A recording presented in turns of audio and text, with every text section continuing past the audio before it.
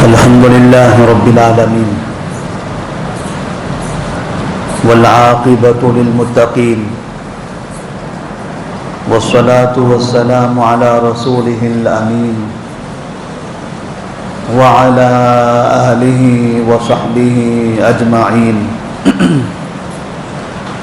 ومن تبعهم بإحسان إلى يوم الدين أما بعد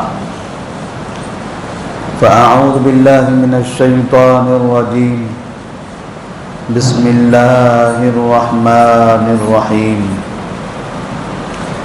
إنما التوبة على الله للذين يعملون السوء بجهالة ثم يتوبون من قريب فأولئك يتوب الله عليهم وكان الله عليما حكيما وليست التوبة للذين يعملون السيئات حتى إذا حضر أحدهم الموت قال إني تبت الآن وللذين يموتون وهم كفار أولئك أعتدنا لهم عذابا أليما.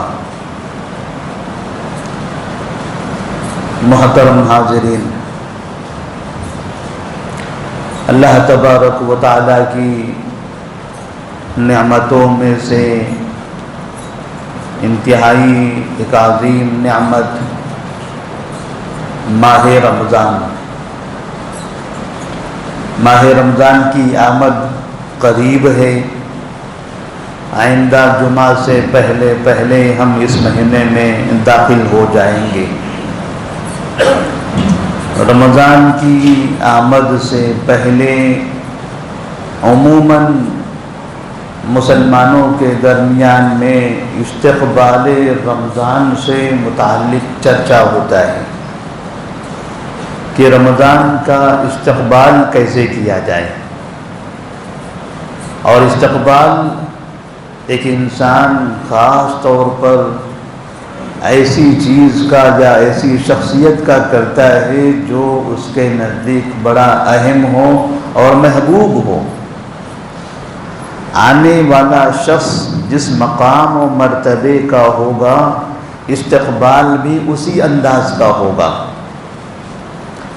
اور اس کی آمد پر انسان خوشی کا اظہار کرے گا اور اس کے آمد پر اس کی جیسی خدمت کرنی ہے اس خدمت کی وہ تیاری کرے گا.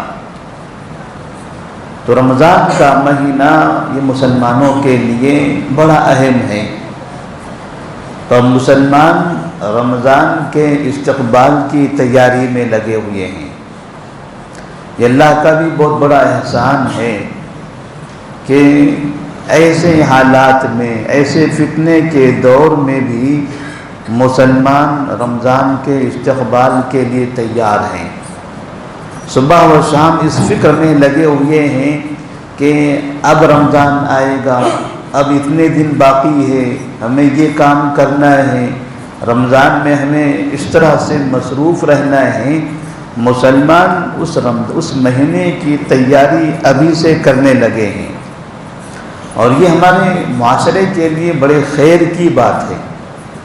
بعض مرتبہ ہم صرف شر ہی سنتے ہیں، لیکن ایسا نہیں ہے کہ مسلم معاشرے میں صرف شر ہی ہے. مسلم معاشرے میں خیر بے انتہا ہے. ابھی بھی اس دور میں مسلمان خیر کے بہت زیادہ متلاشی ہیں، اور الحمدللہ ہم نے دیکھا بہت سے لوگوں کو رمضان کی آمد سے پہلے باقاعدہ اپنے گھروں کی صفائی، گھروں کو منظم کرنا، مرتب کرنا، اور ایسی تیاری کر لینا کہ واقعی کوئی ایک بڑا مہمان ہمارے گھر آنے والا ہے تو اس سے پہلے پورا گھر صاف شفاف ہو جانا چاہیے. تو بہت سے خواتین پورے گھر کی صفائی کرتے ہیں. وہ سامان جو کبھی جہاں وہ ہاتھ تک نہیں لگاتے تھے، رمضان کی آمد سے پہلے اس جگہ پہنچ کر اس کی صفائی کر دی جاتی ہے. ایک تصور ہے، ایک محبت ہے، الفت ہے، ایک فکر ہے، ایک جستجو ہے کہ رمضان آ رہا ہے۔ اور رمضان کا مطلب کیا ہے؟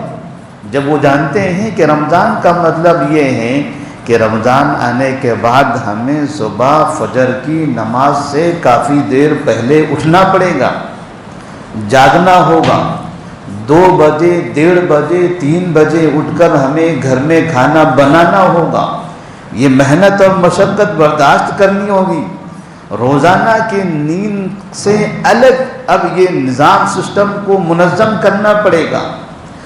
یہ تکلیف کو وہ خوشی محسوس کر رہے ہیں کہ ابھی تک ہم فجر کے بعد ناشتہ کیا کرتے تھے، لیکن اب گھر کے تمام لوگوں کو فجر سے پہلے 2-3 بجے کھانا بنا کر ہم کھلائیں گے، یہ نیند کا وقت ہم کم کریں گے، جلدی بیدار ہو جائیں گے، اسی کو وہ خوشی محسوس کر رہے ہیں۔ یہ خدمت کا موقع ہمیں ملنے والا ہے۔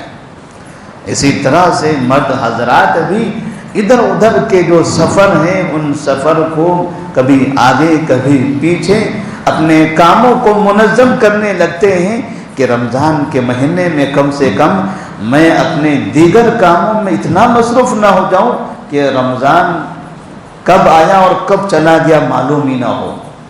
رمضان میں عبادتوں کا شوق، روزوں کا شوق، قرآن مجید کی تلاوت کا شوق، ذکر و اذکار کا شوق، خیر کے کام کرنے کا شوق، اپنے آپ کو برائی سے محفوظ رکھنے کا شوق، یہ ایسا شوق ہے کہ مسلمان الحمدللہ اس کا بڑا اہتمام کرتا ہے۔ ہم نے کئی ایسے افراد کو بھی دیکھا ہے جو سال بھر دن بھر میں بیڑی، سگریٹ، تمباکو، گٹکا ایسی چیزیں کھانے کے عادی ہیں، لیکن جیسے ہی رمضان کا چاند نظر آتا ہے، وہ آدمی جو کبھی ٹوپی نہیں پہنتا تھا اب وہ صبح سے لے کر شام تک اپنے سر پر ٹوپی رکھ لیتا ہے۔ مہینے کے اندر تھوڑے تھوڑے داڑھی کے بال نکلنے لگتے ہیں۔ اب اسے پوچھا جاتا ہے گٹکا کھاتے ہو؟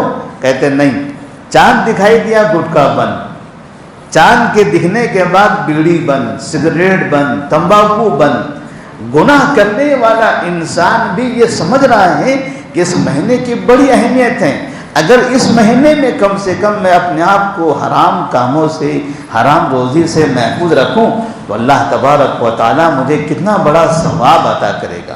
تو نیک انسان تو وہ اپنی نیکی میں اور اضافہ کرنے ہی والا ہے۔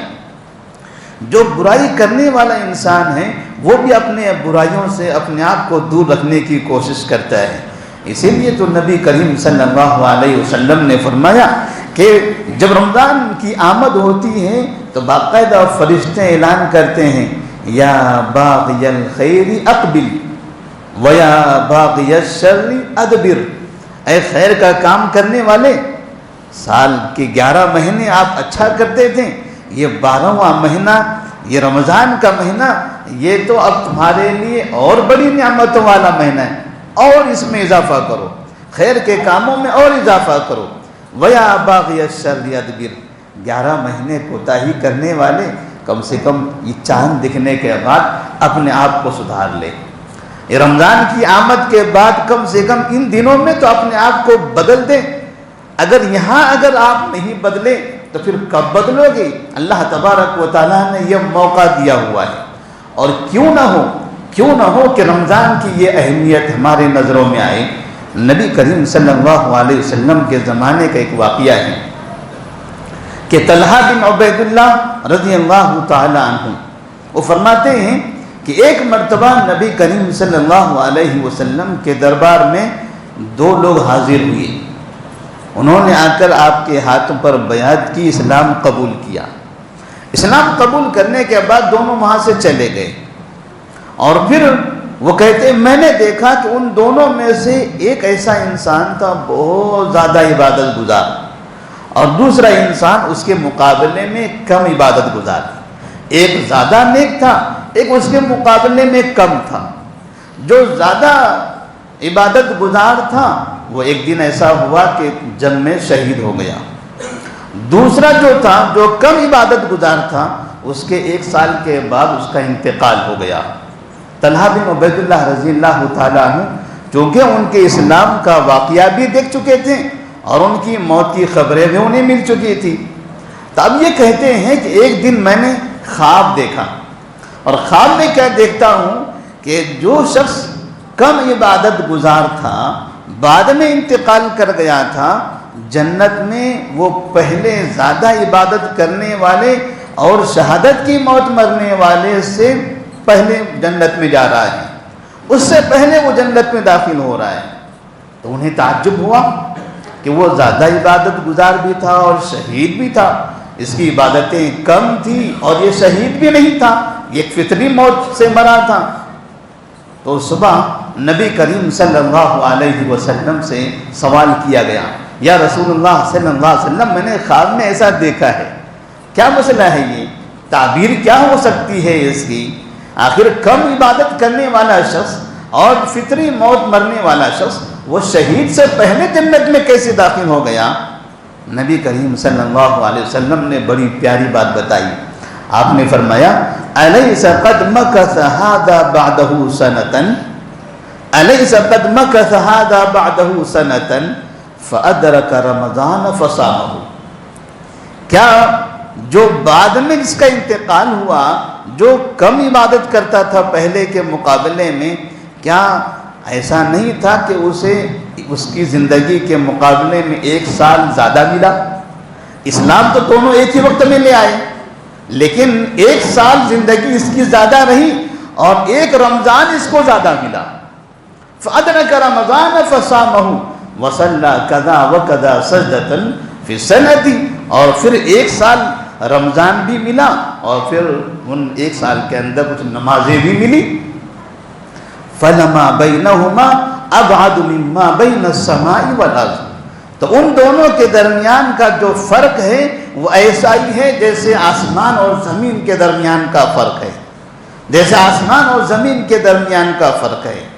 مطلب اس کا یہ ہوا کہ اگر کسی شخص کو رمضان کا مہینہ ملتا ہے اور وہ اس کو صحیح استعمال کرتا ہے تو ایسی صورت میں اسے بڑا خوش نصیب انسان سمجھ لینا چاہیے کہ مجھ پر اللہ تبارک و تعالیٰ کا بڑا انعام ہوا، اس نے بڑا رحم کیا کہ مجھے ایک رمضان اور مزید عطا فرمایا۔ تو زندگی میں ہمیں جتنے رمضان مل رہے ہیں یہ سمجھے کہ یہ ہمارے لیے بڑی نعمت ہیں۔ اب اس نعمت کا صحیح استعمال کرنا یہ ہماری ذمہ داری ہے، ہماری ذمہ داری ہے۔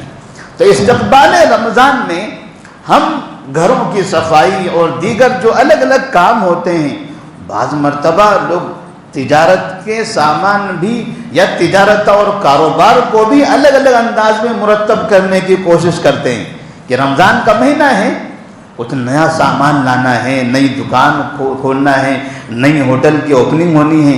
شہر میں دیکھیں کئی جگہوں پر آج کی اس جمعہ کو ہوٹلیں اوپن ہو رہی ہیں، آج کے اس جمعہ کو نئی نئی ہوٹلیں، اور وہ خاص ہوٹلیں جو خاص رمضان کے لیے ہوتی ہیں وہ تو تقریباً آج اوپن ہونے والی ہیں، جو خاص ڈش کے لیے بنائی جاتی ہیں۔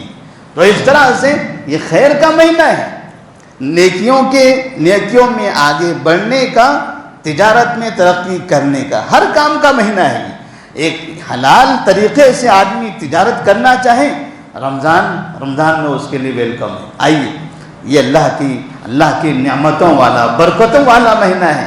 آپ کو حلال کمانا ہے، کمائیے، 1 سے 2، 2 سے 3، 3 سے 4 دکانیں اوپن کر دیجئے، کمائیے اس مہینے میں۔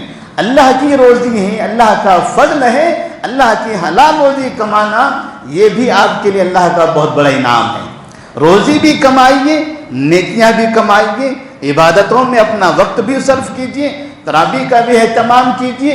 5 وقت کی جو نمازیں ہیں وہ تو ہر حالت میں ہم کو ادا کرنی ہے، اور خاص طور پر کہیں ایسا نہ ہو کہ تجارتوں میں، بزنس میں زیادہ مشغول ہونے کی وجہ سے ہم روزے میں کوتاہی کر بیٹھیں۔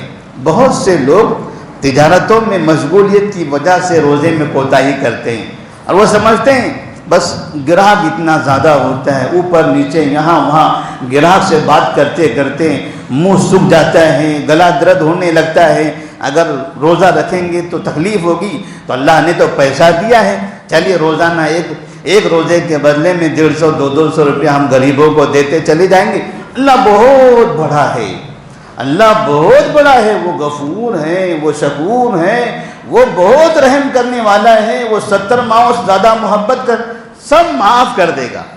ایسا نہیں معاف ہوتا ہے، ایسا نہیں معاف ہوتا ہے۔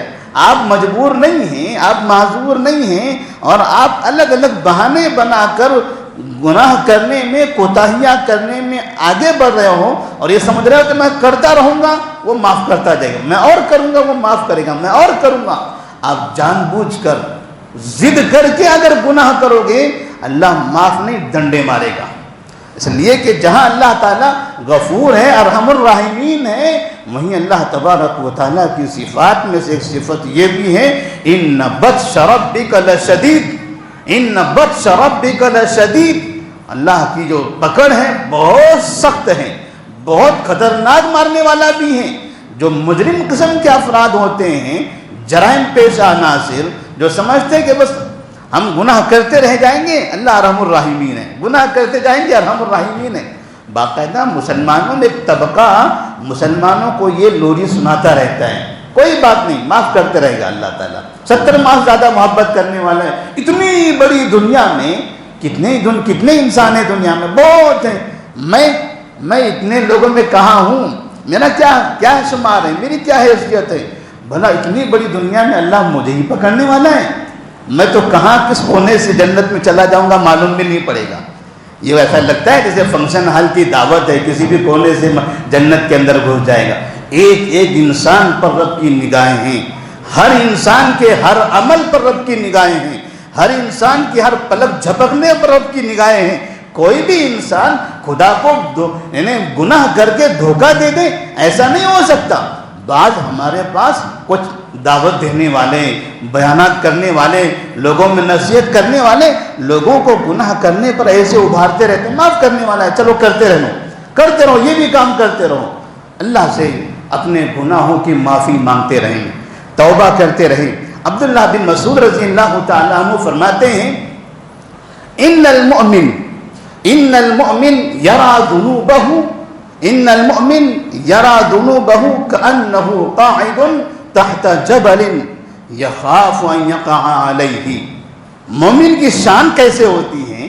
مومن کا عالم یہ ہوتا ہے کہ مومن معمولی گناہ کو بھی بہت بڑا پہاڑ سمجھتا ہے، معمولی گناہ کو بھی بہت بڑا پہاڑ سمجھتا ہے۔ اسے ایسا لگتا ہے کہ میں ایک پہاڑ کے نیچے بیٹھا ہوں، پتہ نہیں یہ کب پہاڑ میرے اوپر گرنے والا، وہ ڈرتا رہتا ہے۔ معمولی گناہوں سے مومن ڈرتا ہے۔ اور پھر فرماتے ہیں وَإِنَّ الْفَاجِرَ يَرَى ذُنُوبَهُ كَذُبَابٍ مَرَّ عَلَىٰ أَنْفِهِ فَقَالَ بِهِ هَكَذَا۔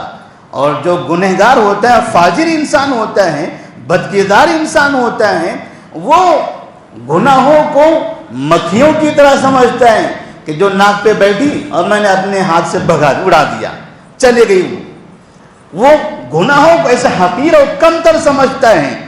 گناہ حقیر اور کمتر نہیں ہوتے ہیں، گناہ مومن کے لیے پہاڑ کی مانند ہوتے ہیں۔ ایک مومن، ایک اچھا انسان معمولی گناہ کو بھی بہت بڑا سمجھتا ہے، کیونکہ ہم نے تو نبی کریم صلی اللہ علیہ وسلم سے چھوٹے چھوٹے گناہوں پر بھی بڑی بڑی وعیدیں سنی ہیں، چھوٹے چھوٹے گناہوں پر بڑی بڑی وعیدیں سنی ہوئی ہیں۔ پھر بھلا ہم کیسے کسی چھوٹے گناہ کو معمولی سمجھ کر چھوڑ دیں؟ مومن کی یہ شان نہیں ہوتی۔ مومن چھوٹے گناہوں کو بھی بہت بڑا سمجھتا ہے، اس کو اہمیت دیتا ہے، اور اس سے اپنے آپ کو دور رکھنے کی اور اللہ سے توبہ کرنے، معافی مانگنے کی کوشش کرتا رہتا ہے۔ کیونکہ جب انسان گناہ کرتا ہے، یہ چھوٹے چھوٹے جو گناہ ہوتے ہیں، یہ چھوٹے چھوٹے گناہ ایک دن بڑے گناہ میں تبدیل ہوتے ہیں، یہ چھوٹے گناہ ایک دن بڑے گناہ میں تبدیل ہوتے ہیں۔ آدمی کو چھوٹے گناہ کرنے کی عادت ہو جاتی ہے، چھوٹی چھوٹی کوتاہیاں کرنے کی عادت بن جاتی ہے، آہستہ آہستہ یہ گناہوں کا ڈھیر بن جاتا ہے، گناہوں کا ڈھیر بن جاتا ہے، اور پھر بعد میں وہ بڑے بڑے جرائم کرنے لگتا ہے۔ جیسے کہ ایک مثال دی جاتی ہے، ایک واقعہ ہے کہ ایک بچہ تھا جس کو پولیس نے اس کے چوری کے جرم میں گرفتار کر لیا۔ وہ بچہ آہستہ آہستہ بڑا ہوا، چوری کے جرم میں اس کو گرفتار کر لیا گیا۔ قاضی صاحب نے اب یہاں پر اس بچے کے بارے میں، اس آدمی کے بارے میں یہ فیصلہ کر دیا کہ اس چوری کے جرم میں اس کا ہاتھ کاٹ دیا جائے، چوری کے جرم میں اس کا ہاتھ کاٹ دیا جائے۔ اس آدمی نے کہا جج صاحب سے، جج صاحب میں چوری کیا ہے، یہ میرا گناہ ہے، میرا ہاتھ کاٹنا ہے، یہ حکم ہے آپ کا، یہ بھی برحق ہے، اسلام میں چوری کرنے والے کی یہ سزا ہے، لیکن میری ایک خواہش ہے آپ سے، ایک درخواست ہے آپ سے۔ کہا کیا درخواست ہے؟ تو وہ آدمی کہتا ہے اقطعوا لسان امی قبل ان تقطعوا یدی، اقطعوا لسان امی قبل ان تقطعوا یدی، میری ماں کی زبان کاٹو میرا ہاتھ کاٹنے سے پہلے، میرا ہاتھ کاٹنا ہے، مجھے منظور ہے، لیکن میرا ہاتھ کاٹنے سے پہلے میری ماں کی زبان کاٹو۔ جج صاحب پریشان ہیں، یہ آدمی مجرم ہے، چوری میں گرفتار ہوا ہے، اس کا ہاتھ کاٹا جانا ہے، یہ اپنی ماں کی زبان کٹوانا چاہتا ہے۔ کہا وجہ کیا ہے، کیوں ایسا کرنا ہے؟ تو اس نے کہا میں چھوٹا تھا، چھوٹی چھوٹی چوریاں کرتا تھا، پڑوسیوں کے گھر میں جا کر کبھی انڈا چرا لیتا، کبھی مرغی چرا لیتا، کبھی کوئی سامان چرا لیتا تھا اور ماں کے پاس لا کر دیتا تھا، ماں خوش ہوتی تھی۔ ماں نے کبھی اس گناہ پر مجھے سزا نہیں دی، میری پکڑ نہیں کی، خوشی کا اظہار کرتے رہی، میں یہ گناہ کرتا رہا، یہ چھوٹے چھوٹے گناہ سے میں گناہ کرنے کا عادی ہو گیا، نتیجہ یہ ہوا کہ آج میں شہر میں بڑی بڑی چوریاں کرنے لگا ہوں۔ تو یہ بڑے جرم تک مجھے جو پہنچایا ہے وہ میرے چھوٹے گناہوں نے، مطلب اس کا یہ ہوا کہ انسان جب چھوٹے گناہ کرنے کا عادی بن جاتا ہے تو آہستہ آہستہ وہ بڑے گناہوں کی طرف منتقل ہو جاتا ہے۔ اسی لیے نبی کریم صلی اللہ علیہ وسلم فرماتے ہیں ان المؤمن اذا اذنب ذنبا كانت له نقطة سوداء في قلبه على قلبه، کہ مومن جب گناہ کرتا ہے تو اس کے دل پر ایک کالا نقطہ لگ جاتا ہے، ایک گناہ کرتا ہے تو دل پر ایک کالا نقطہ پڑ جاتا ہے، اور اگر فَإِن تَابَ وَاسْتَغْفَرَ سُقِلَ قَلْبُهُ، اگر اس گناہ کے فوراً بعد وہ توبہ کر لے، استغفار کرے، اللہ سے معافی مانگ لے، تو وہ دھبا، وہ نقطہ دھل جاتا ہے، دل دوبارہ صاف ہو جاتا ہے۔ وَإِن زَادَ زَادَتْ حَتَّى تَعْلُوَ قَلْبُهُ، لیکن اگر وہ توبہ نہیں کرتا، استغفار نہیں کرتا ہے، گناہ نہیں چھوڑتا، گناہ پہ گناہ کرتا رہتا ہے، تو جیسے جیسے گناہ میں اضافہ ہوتا ہے ویسے ویسے دل پر نقطوں میں اضافہ ہونے لگتا ہے، یہاں تک کہ دل پورا کالا ہو جاتا ہے، یہاں تک کہ پورا دل کالا ہو جاتا ہے۔ تو نبی کریم صلی اللہ علیہ وسلم نے ایک ایسی مثال دے کر سمجھائی ہے کہ معمولی گناہوں سے بھی انسان کے دل میں خرابی آتی ہے۔ اس لیے رمضان کا جب ہم استقبال کر رہے ہیں تو ہمیں یہ عزم کرنا ہے کہ ہم سے جو گناہ ہوئے ہیں ابھی تک، ہم ان گناہوں سے اپنے آپ کو محفوظ کر لیں گے، آئندہ ان گناہوں میں ملوث ہونے سے اپنے آپ کو بچائیں گے۔ انسان گناہ جو کر چکا تھا اب اس سے توبہ کرنے، اور توبہ کا طریقہ کیا ہوتا ہے کہ جو گناہ ہو چکے اس پر میں شرمندہ ہوں، اب آئندہ وہ گناہ نہیں کروں گا، آئندہ وہ گناہ نہیں کروں گا۔ انما التوبۃ علی اللہ للذین یعملون السوء بجہالہ ثم یتوبون من قریب فاولئک یتوب اللہ علیہم وکان اللہ علیما حکیما۔ اللہ تبارک و تعالیٰ فرماتے توبہ ان لوگوں کے لیے ہے جو غفلت سے، جہالت کی بنا پر گناہ کر بیٹھتے ہیں، گناہ ہو جاتا ہے لیکن پھر توبہ کرتے ہیں، گناہ ہوتے ہیں شرمندہ ہوتے ہیں، افسوس کرنے لگتے ہیں، گناہ ہوتا ہے اور دعا مانگتے ہیں، پھر مسجد سے باہر نکلنے کے بعد گناہ کا ارادہ کرتے ہیں۔ وہ نہیں، یہ کوئی پریکٹیکل ایسا نہیں ہے کہ مسجد میں آؤ اے اللہ میرے گناہ کو معاف کر دیں، اور دماغ میں وہ خیال موجود ہے کہ باہر مجھے وہ کام کرنا ہے، باہر جا کے مجھے وہی کام کرنا ہے۔ آدمی مسجد میں بیٹھ کر دعا مانگتا ہے، توبہ کرتا ہے، جبکہ دل میں ارادہ ہوتا ہے کہ باہر جا کے مجھے وہی گناہ کرنا ہے، میں وہ گناہ کروں گا، پھر اثر میں آؤں گا اے اللہ مجھے معاف کر دے۔ دل میں ارادہ ہے کہ وہ گناہ پھر کرنا ہے، پھر جاتا ہے گناہ کرتا ہے، پھر مغرب میں آتا ہے اے اللہ مجھے معاف کر دے۔ توبہ کا طریقہ یہ ہوتا ہے کہ آدمی گناہ پر شرمندہ بھی ہو اور آئندہ نہ کرنے کا عزم کرے، آئندہ نہ کرنے کا عزم کرے، وہ ارادہ کر لے کہ اب میں اس گناہ میں داخل نہیں ہوں گا۔ اب اگر کبھی کسی وجہ سے، کسی غفلت سے پھر گناہ میں ملوث ہو گیا تو پھر توبہ کر لیں، لیکن گناہ کرنے کا ارادہ نہ کرے، گناہ کرنے کا عزم نہ کرے۔ تب اللہ نے فرمایا یا ایھا الذین آمنوا توبوا الی اللہ توبۃ نصوحا عسى ربکم ان یکفر عنکم سیئاتکم ویدخلکم جنات تجری من تحتها الانہار۔ لوگوں خالص توبہ کر لو، خالص توبہ کر لو۔ یہ توبہ کا فائدہ کیا ہوگا؟ اس کا فائدہ یہ ہوگا کہ اللہ تبارک و تعالیٰ تمہارے گناہوں کو ختم کر دے گا، معاف کر دے گا، اور وَيُدْخِلَكُمْ جَنَّاتٍ تَجْرِي مِن تَحْتِهَا الْأَنْهَارُ، اور ان جنتوں میں داخل کرے گا جن کے نیچے نہریں جاری ہیں۔ تو اللہ سے دعا کریں اللہ تبارک و تعالیٰ ہمیں گناہوں سے محفوظ رہنے کی توفیق عطا فرمائے، اور جو گناہ ہوتے ہیں ان پر توبہ کرنے کی توفیق دے۔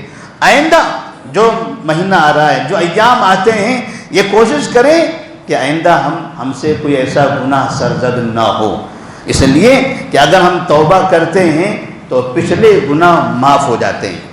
اگر ہم توبہ کرتے ہیں تو پچھلے گناہ معاف ہو جاتے ہیں، لیکن جب آئندہ پھر گناہ کرتے رہیں گے، پھر گناہ کرتے رہیں گے تو ان گناہوں کا بھی مواخذہ ہوگا، اور جو پچھلے جو گناہ گزر چکے ہیں ان گناہوں کا بھی مواخذہ ہوگا۔ سارے گناہوں کا بھنڈار ہمارے سر پر رہے گا۔ تو رمضان کا مہینہ یہ گناہوں سے مغفرت کا اور توبہ کا مہینہ ہے۔ تو رمضان کے استقبال میں ہمیں اس بات کی کوشش کرنی ہے کہ اللہ تبارک و تعالی ہمیں نیک کام کی طرف آگے بڑھنے کی توفیق عطا فرمائے، اور برائی کے راستے سے ہم سب کو محفوظ رکھے۔ اللہ سے دعا ہے کہ اللہ تبارک و تعالی ہم تمام کو اس کی توفیق دیں، رمضان کا صحیح استعمال کرنے کی توفیق عطا فرمائے۔ رمضان کی جو عبادتیں ہیں، نماز ہے، روزہ ہے، ذکر و اذکار ہے، قرآن کی تلاوت ہے، اللہ تبارک و تعالی ہمیں اس میں مشغولیت کی توفیق دے، ہر طرح کے گناہوں سے معافی مانگنے اور توبہ کرنے کی ہمیں توفیق عطا فرمائے۔ اللہ تبارک و تعالی ہمیں خیر کے کاموں میں کثرت سے آگے بڑھنے کی توفیق عطا فرمائے۔ السلام علیکم ورحمۃ اللہ وبرکاتہ۔